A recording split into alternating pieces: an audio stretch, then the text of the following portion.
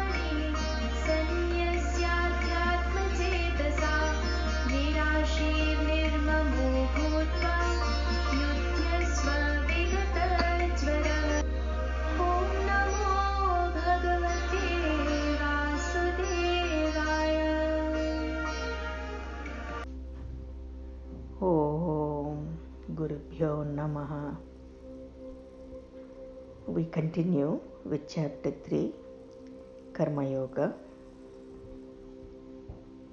Here is the essence of the verses 29 and 30. The translation and commentary by Maharishiji.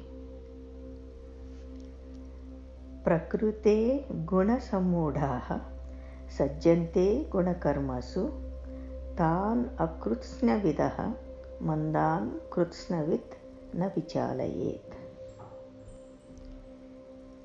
Mai sarvani karmani sanyasya adhyatma chetasa nirasi nirmama bhutva yudhyasya vigatachvaraha. Here is the English translation. Those deluded by the gunas of nature are attached to the action of the gunas. Let not him who knows the whole disturb the ignorant who knows only the part. I repeat, those deluded by the gunas of nature are attached to the actions of the gunas. Let not him who knows the whole disturb the ignorant who knows only the part. Next verse. Surrendering all actions to me by maintaining your consciousness in the self, freed from longing and the sense of mine, fight delivered from the fever of delusion. Again, Bhagavan is saying, surrendering all actions to me by maintaining your consciousness in the self, freed from longing and the sense of mind, fight, O Arjuna, delivered from the fever of delusion. Now, let us briefly review the last verse where we left off, verse number 28.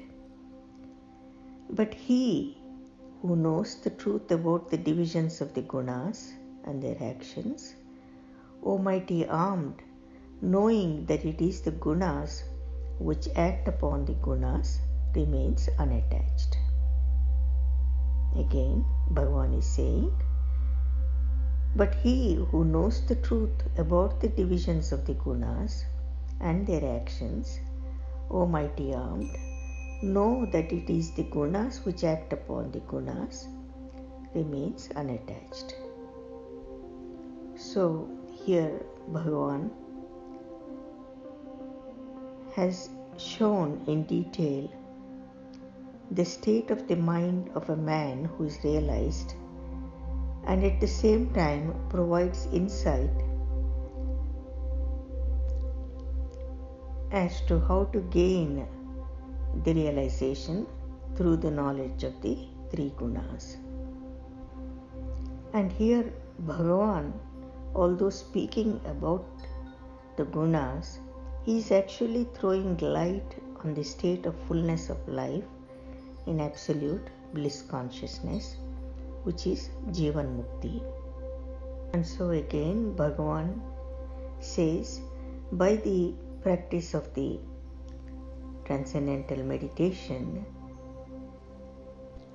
it is possible for one to know what the gunas are, their divisions, and all details concerning their action. And once established in transcendental consciousness, which is the Turiya, the state without the three gunas, then the knower of reality knows by experience that the realm of action lies at the surface of his life and is separate from his real existence. And here the realization comes that he is the self and he is separated from the action. He further realizes that the field of activity remains in the province of the three gunas, and he is no longer intimately connected with this field of three gunas when he is established in the being. So now he naturally remains unattached in the midst of the activity. And so Bhagavan is saying, knowing that it is the gunas which act upon the gunas, one remains unattached. So now Bhagavan continues, those deluded by the gunas of nature are attached to the actions of the gunas, and let not him who knows the whole disturb the ignorant who knows only the part. Here the inference of this verse is that the enlightened man wants to bless one who is ignorant. So how can he bless him? He should meet him on the level of his ignorance and try to lift him up from there by giving him the key to transcending. So by helping him learn how to transcend, then the one who is ignorant or who is the part and who is not the wholeness will gain the bliss consciousness and experience the reality of life. So here Bhagavan is saying that the enlightened should not tell him about the level of the realized, because it would only confuse him. Bhagavan further says that the enlightened man should not thrust his understanding of life upon the unenlightened. And the reason for this is that the enlightened man, established in being, has a permanent ground on which to stand. And what is this permanent ground? It is the being established in being. The being here, the self, is the permanent ground. From here, he sees the world as the interplay of the three gunas and knows by experience that the effects of sattva, rajas and tamas have no bearing on him.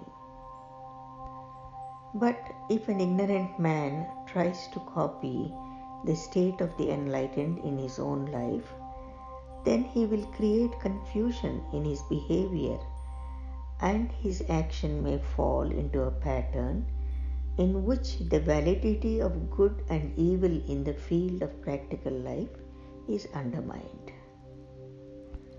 So such a confused man will prove useful neither to himself nor to others. For example, after committing a theft, the unenlightened man might say that it was only the three gunas reacting among themselves while his self was uninvolved, so that he is not responsible. He might further argue that he has not really done anything, and it is the gunas who has done it. And this is why Bhagavan warns the enlightened not to reveal the inner state of their mind to the ignorant. This ignorant who has not attained the wholeness and who is only a part. So again, the enlightened should meet the ignorant on the level of his ignorance and then try to lift him up by giving him the practice of this transcendental meditation and allowing him to gain the bliss consciousness and experience personally the reality of life. Bhagavan further continues, surrendering all actions to me by maintaining your consciousness in the self, freed from longing and the sense of mind, fight, delivered from the fever of delusion. So again, Bhagavan is telling Arjuna, surrendering all actions to me by maintaining your consciousness in the self, freed from longing and the sense of mind, fight, delivered from the fever of delusion. This is a very important verse. It is not just the message to Arjuna, but it is the message to every seeker and to every karma yogi. Please listen to this very carefully. As the whole of creation is the play of the three gunas, Bhagavan tells Arjuna to contact the source of the three gunas. And how does he do this? By bringing his attention to transcendental consciousness and becoming established in that field of being. And by being established in the field of being, Bhagavan tells Arjuna, you will be freed from all activities and their influence. In that state of freedom and contentment, stand up and fight, O Arjuna. And here, the knowledge of relativity gains fulfillment in the realization of the Supreme. Because the knowledge of relativity is not the wholeness, and so it is only a partial. So this knowledge of relativity then gains fulfillment in the realization of the Supreme, which is the wholeness, which is the Purnatva. Furthermore, Bhagavan says, even for the complete knowledge of the three gunas, which form the basis of the whole creation, a thorough intimacy with the Creator is essential. When Bhagavan uses the word fever of delusion, he reminds Arjuna of the bewilderment which he expressed in verse 2 of this chapter. And when Bhagavan says freed from longing, he means he is freed from this sense of longing because one has gained fulfillment in life. And further, when he says freed from the sense of mind, so he is freed from this sense of mind by gaining union with being and disunion from the field of activity. The I, the ego, ceases to assume authorship of actions and therefore ceases to be bound by their fruits. So all action is automatically passed on to the Lord of creation. Now let us come back to the practical experience. What happens during the inward stroke of meditation? One gains a clear experience of the transcendent being. And with repeated practice of transcending, one experiences oneself as separate from activity, and then recognizes it as non-doer.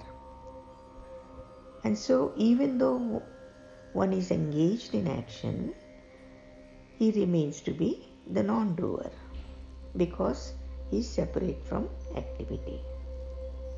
So in this state, one attributes all activity to the power of the Almighty underlying the gunas, their divisions and their actions, and by attributing all activity to the power of the Almighty who is underlying the gunas, one remains fixed in the self, while the Lord is recognized as the author of all actions. And here Bhagavan is recognized as the author of all actions, carrying them out through the agency of the gunas. Again, Bhagavan is recognized as the author of all actions, carrying them out through the agency of the gunas. Now let us review again the steps by which this state is attained. This is very important. Try to understand. Through the practice of transcendental meditation, one first experiences the self or being.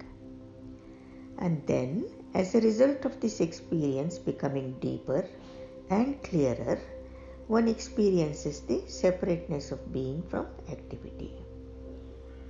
Again, as this experience of separateness becomes deeper and clearer, one is enlightened by knowledge about the mechanics of activity. And this mechanics of activity has been described in detail in the verses 23 to 28 of this chapter. This knowledge about the mechanics of activity reveals one's own true position in the scheme of things and one's relationship with activity and with the Lord of all creation.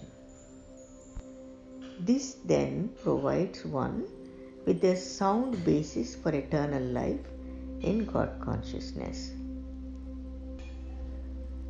So the glory of the present discourse is this: direct connection with God is established forever by virtue of one's having gained proficiency in the art of action. Again, direct connection with God is established forever by virtue of one's having gained proficiency in the art of action. Now let us look into the surrendering of all actions. Surrender of all actions to God is the living reality of one's life. It is not a fanciful thought or a mood of surrender. It is the truth of one's life in activity. Again, surrender of all actions to God is the living reality of one's life. It is not a fanciful thought or a mood of surrender. It is the truth of one's life in activity. It is important to understand that this range of surrender is not restricted to any one aspect of life. Again, the range of surrender is not restricted to any one aspect of life. It comprehends all spheres of one's existence, which is physical, mental, and spiritual, and therefore it certainly includes the mind and the intellect. But again, to regard the state of surrender of action to God as merely an act of the mind, just a thought or a feeling, will be to do injustice to the principle brought to light by this verse. Now let us try to understand, how does this surrender come? Maintaining your consciousness in the self means maintaining self-consciousness while performing action. Again, maintaining your consciousness in the self means maintaining self-consciousness while performing action. The maintenance of transcendental self-consciousness along with activity in the waking state of consciousness requires coexistence of the two states of consciousness. And what are these two states of consciousness? The waking state of consciousness and then the self-consciousness. So these two have to coexist together. The ability of man's nervous system, which is the physical machinery through which consciousness expresses itself, has to be developed to express these two states simultaneously. Again, please understand, the ability of man's nervous system, which is the physical machinery through which consciousness expresses itself, has to be developed to express these two states simultaneously. And how do you develop this? This is brought about by regularly interrupting the constant activity of the waking state of consciousness with periods of silence in transcendental consciousness. So again, this is brought about by regularly interrupting the constant activity of the waking state of consciousness with periods of silence in transcendental consciousness. And when, through this practice, the nervous system has been permanently conditioned to maintain these two states together, then the consciousness remains always centered in the self. So again, the nervous system has to be permanently conditioned to maintain these two states together, the waking state and the self-consciousness. Then the consciousness remains always centered in the self. So Bhagavan explains that this centering of consciousness in the self is the way of surrendering all actions to me. So again, this is very important. Bhagavan says, by centering of consciousness in the self is the way of surrendering all action to me. And it is not at the level of the mind or intellect. And it is only by gaining the self-consciousness that surrendering of all actions to Bhagavan comes. Here is the essence of these verses 29 and 30. Chapter 3, Karma Yoga, and the translation and commentary by Maharishiji. Now I will add a few words. Here there are several things that have been discussed, and Maharishiji has spoken about them in great detail, and I am trying to just see how to make this practical, gaining the experience of the activities in the subtlest fields is very important, and this can be done through the Transcendental Meditation. So the one who is not enlightened and one who is ignorant of this knowledge should stay focused with his work in the world, just the way he understands it, the way he is attached to the work and to its results. But it is the duty of the enlightened and also who has the higher states of consciousness to introduce him to the technique of transcendental meditation and guide him through attaining the perfect action. So the ones who do not have the knowledge of the reality, they will identify with the gunas and become attached to their functionings. And so they become deluded and then lost in this world. So it is very important to teach them the principles, the fundamental principles of work, working with integrity, working with responsibility, and working up to their full capacity. We constantly hear the words tan man dhan, that means, bringing all your capabilities of your body and your mind and your resources and doing the best possible one can do. So working at peak possibility, peak capacity should be taught to these individuals. So one thing Bhagavan continuously stresses is working with Shraddha, doing everything with Shraddha, doing every little thing in the life with Shraddha, whether it is doing your practice of your meditation, that means working on the subtler levels, and working at the gross. All action should be done with Shraddha. Now Shraddha has many meanings.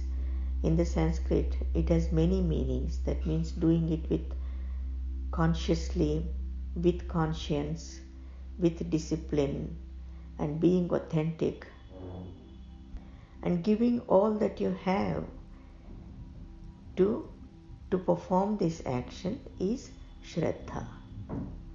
So whether you are eating, whether you are doing a puja, whether you are doing working, or whether you are involved with your transcendental meditation, bring Shraddha here. And the next thing is not only for these people who are working at this level, but also for the seekers who are seeking the perfection and the self-realization. This element of Shraddha is very important. Shraddha is also referred to as faith. It also brings out the element of courage, the strength and the determination. All these come under the umbrella of Shraddha. Bhagavan says, Shraddhavanto Nasuyanto. That means the man who executes the teachings with Shraddha and with the courage of authenticity to the peak of his capability. So until one realizes the self, becomes self-realized, then you need to maintain this Shraddha. You need to maintain this discipline, this strength and this courage and the complete efforts. So it is very important one develops this quality, this tattva called Shraddha. And it is through this Shraddha, this authenticity and this discipline, you are continuously connecting to yourself. And because of this, there is continuous expansion happening. Because life is continuous expansion. And this expansion is happening in all levels. Expansion of the consciousness, expansion of happiness, expansion of peace, expansion of contentment, and finally the whole expansion takes you to the self, which is the fullness and which is the wholeness. Now here you also begin to understand the quintessence of the Karma Yoga or the path of action. So here on a higher level, one needs to understand that an ideal action must generate energy within you, and it should not allow any dissipation of energy through unproductive channels. So here, by experiencing the subtler activity through Transcendental Meditation, then you learn to work in the world without dissipation of existing energy. And then there is increased productivity, and this happens also gaining the material prosperity, and you can direct this energy to realizing whatever you want in life, and the most important being the self-realization. In the relative world, the body needs to work or act ceaselessly, and this is part of the dynamic action of the body.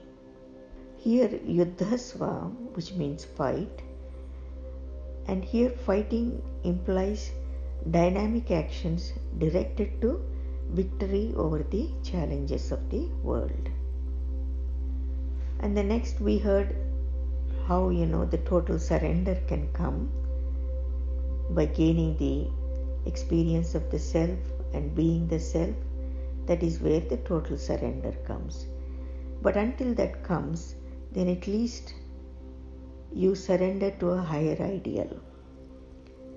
An ideal which represents a nobler and greater purpose in your activity beyond the selfish interests of your body, mind and intellect. The highest ideal in life is self-realization. And as you commit yourself to a higher ideal, then naturally you get more energy, more inspiration and more stamina to attain that ideal. And when you set up the highest ideal of gaining the self-realization, then the nature provides all that energy, all that resources to gain this ideal. And next is involving the intellect. And let the intellect be one mind, one pointed. Let the discrimination of the intellect be one pointed towards gaining the self, for this self-realization. When one starts directing all the actions to a chosen ideal, you gain enormous power. And so one has to develop this discipline to maintain the objectivity in the action and gain the ultimate self-realization. For example, if water is flowing in one direction, all the water is flowing in one direction, then it gathers so much of power and so much of momentum. And it is easy for that water to keep moving forward until it reaches its destination or goal. For example, the river reaching the ocean. And it is very important for every seeker to make sure that he is not dissipating energy. He is not losing energy in unnecessary work or unnecessary thoughts. And here there are three important words that come. Mama, which means ego, Asha, which is hope, and Jwara, which is fever. This mama, which is the ego, it arises out of the memories of your past. So it is important that you don't cling on to the worries of the past and don't allow them to infiltrate into the present and disturb your present action. So as a seeker, it is important to rise above this, and this will happen naturally if you continue to practice transcendence. And the second cause of dissipation of this energy is continuously hoping, continuously living in the field of hoping and craving for enjoyment and craving for the fruits of the actions. And this creates unnecessary anxiety in the present because of this anticipation. And so again, it is important to remember that all fruits of action belong to the future, and they should not come in the way of you doing and performing the actions in the present moment. And the third is Jwara. Jwara is fever. Here for a seeker, it is important that you do not work yourself into a frenzy. You do not develop a fever of doing. You do not have to become so excited into a frenzy over all kinds of duties and responsibilities.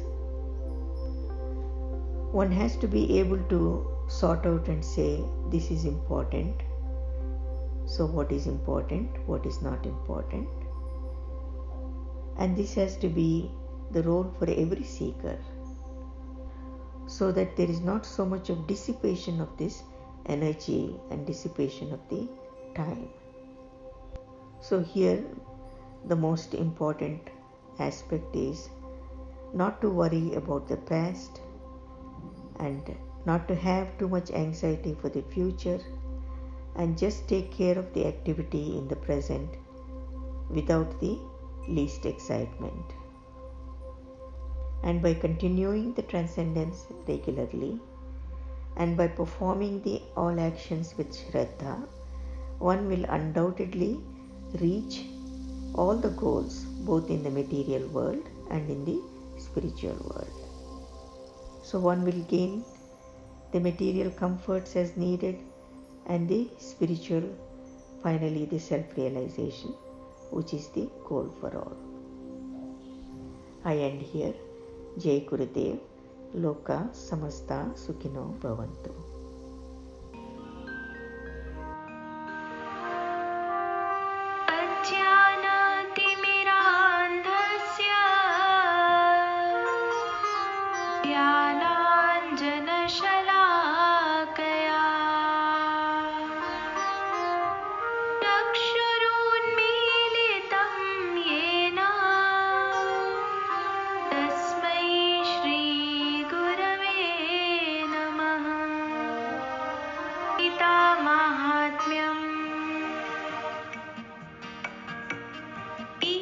गीताशास्त्रमिदं पुण्यं यः पठेत्